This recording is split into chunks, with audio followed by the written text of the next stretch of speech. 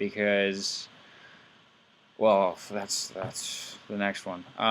So I think we're gonna get visited, and I think when we get visited, this is where the Book of Daniel came in.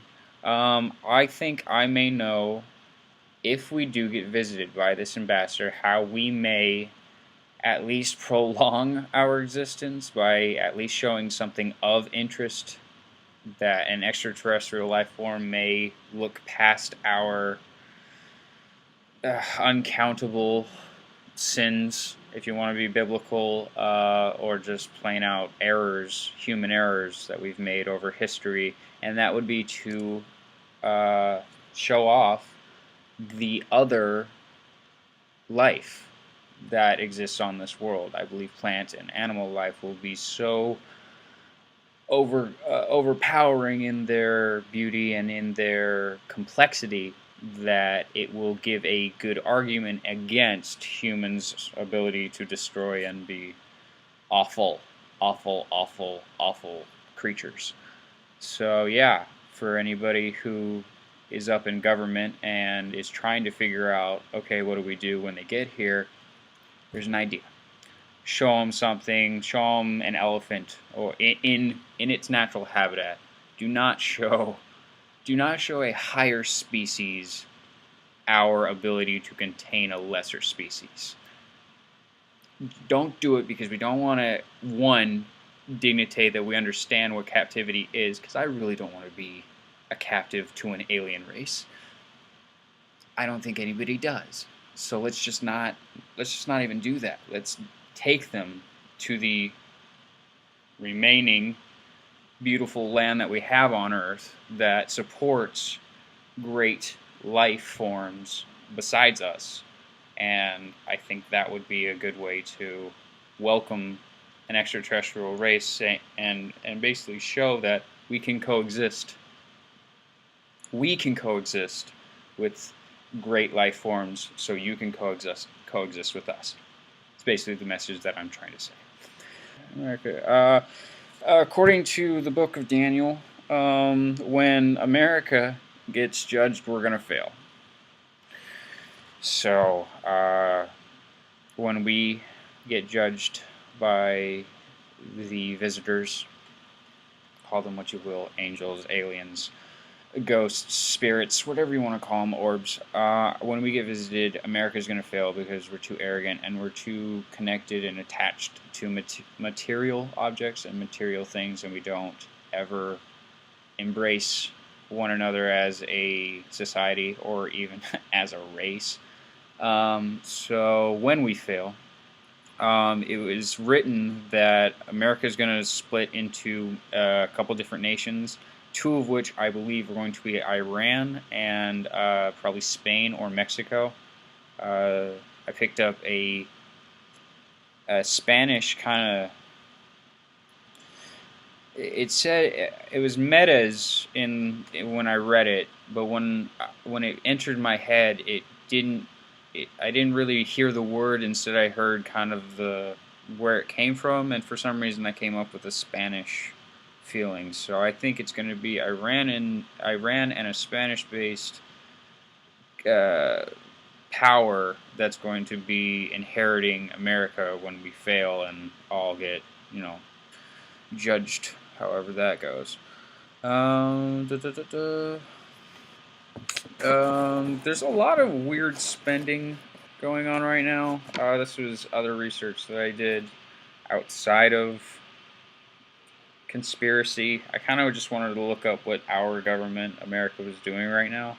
And right now, President Obama, who, according to some, is a star child, others, he's an idiot, and there's all different interpretations in between. Personally, I feel he's an important political figure, and I think he's also an important just figure, human figure in our history right now. So I think there's some significance into looking into where he is right now and how he got there. But what he did was he in his new budget, he's got $7 billion going to disaster relief and $1 billion annually specifically going to fire prevention. It's It's a lot. I mean, it's a lot in comparison to anything else that we did. So, I think that is all leading up to this side of the paper, which this side of the paper are kind of my predictions looking forward. When after judgment has fallen upon mankind, I think there's going to be 120 leaders chosen to pick up the pieces. So keep that in mind. 3 of which will be focal leaders that interpret the 120. It's going to be like a tier system. So there'll be 3 main figures that take. For some reason, it was weird that when I read it, I actually thought of Zelda, the Zelda Triforce. So I think there's something to do with the Zelda Triforce. So there's going to be those 3, and then there's going to be 120 beneath them that report to the Triforce. So that was a prediction. Let's see if that one comes true. Let's go with predictions that are going to be close going away. Starting with, there's going to be an earthquake March 16th, 2014. I don't know where, but I think it's going to be of some significance. It's either going to be March 16th or it's going to be March 20th. So it's one of those 2. So there's the first prediction that I've got. The second prediction I have is that April 15th is significant in some way. There's no doubt there shouldn't be any doubt in anybody's mind that if there is somebody that was laying plans according to a celestial guide who decided to make notes of when something of significant happened, April 15th is significant. Because it's the first of 4 blood moons. If you don't know what a blood moon is, it's basically a moon that happens during a somewhat eclipse phase. So it's the first of the 4 moons, and it's also a total lunar eclipse.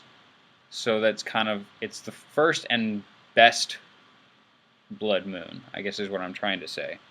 So that happening and it being on a holy day, if you're into kind of a Judeo-Christian religion of those types, something's going to happen April 15th. My prediction is that we're probably either going to be visited, the ambassador of the Council of Worlds, if he's going to visit this year, I think it's either going to be on April 15th, or my birthday, April 29th. And the reason I say it might be April 29th is because there's a lot of ancient lore about something occurring during a solar eclipse. Well, it just so happens that this year, on April 29th, there is an annual solar eclipse, which is when the moon is just small enough that when it passes in front of the sun, you get the ring or the eye. So that happens on April 29th this year. It should be the Great Eye should be visible to Australia. So that should be interesting.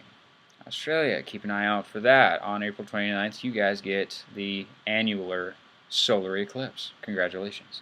I think October 8th, we're going to be given a taste of what happens when Nibiru, or Planet X, passes its, big moment. I think we're going to get hit with fire and brimstone, to put it lightly. There's a large, basically, I look at it like this. There's a large celestial body that's moving towards us. Behind it, already our telescopes have picked up 1 trillion dust particles.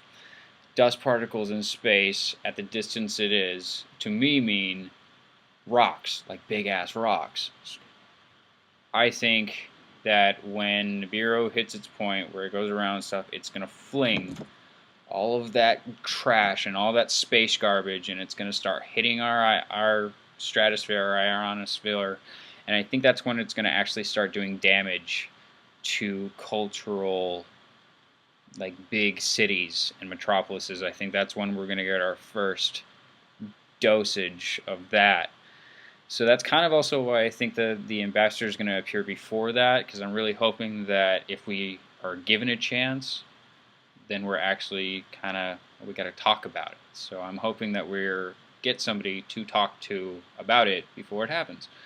So that's kind of why I think it's going to happen in this April phase, not in any of the other three. Or the only other time that it would make sense would be the fourth of the blood moons, which I didn't look up. So whenever the fourth of the blood moons happens, then I think that would be the other time that it would make sense that would get visited. And that would also make sense if you're looking at it from the wicked will be smited and the meek shall inherit. If you look at it from that strangely religious phase, then it would also make sense, because then we would have been punished, and those that survived would have been greeted by their God. So yeah, video is kind of getting long, so I'm gonna leave you guys with that. But yeah, let me know what you guys think. Been doing a little bit of research on it, not too in depth. I never want to get too in depth when it comes to governments and conspiracies of that notion, but I do want to be informed. So if you guys have any more insider information that kind of fills in blanks that I've made for you, let me know, because yeah, I'd like to know. And if you guys have been informed and like these videos, then let me know, because I kind of like this as a time waster. If I'm at home, I like surfing the web anyways, and if I can do something that helps another conspiracy buff out, then hey, more the merrier. So yeah, thanks for watching, guys, and I'll see you guys next time.